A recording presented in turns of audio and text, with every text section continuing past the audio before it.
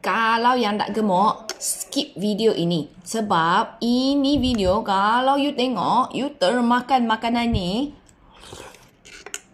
takut je you punya ni.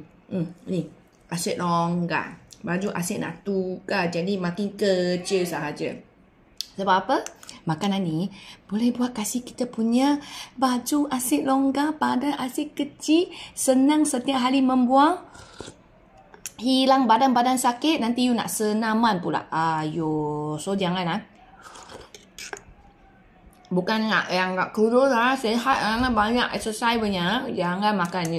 Sebab ini nanti you lama-lama makan, you punya masalah kesihatan semua hilang. Ramai orang sudah try, even Water Mami sendiri. Setiap hari dulu saya suka makan manis-manis punya. Sekarang sejak saya makan ni, saya sudah tak ada rasa nak makan manis-manis sudah. Yang manis-manis pun nak cari yang natural pun tak boleh nak makan banyak. So korang yang macam Water Mami punya suka makan manis punya, korang try ni. Tak ada gula,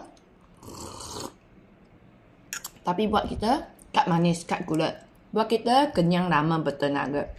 Boleh buat banyak aktiviti harian. Bagi kita senang membuang. Bagi kita badan rasa ringan. Bagi kita kenyang dan kurang makan. Bagi kita emosi tenang. Lagi bagi you sedap tidur senang membuang. Ini banyak khasiat.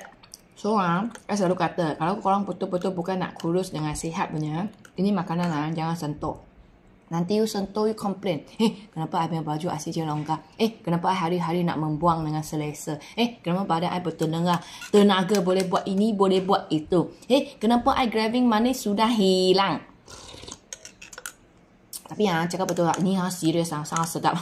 Hari ini kita buat, Water Mami buat perisa kopi separuh sasai aja I letak.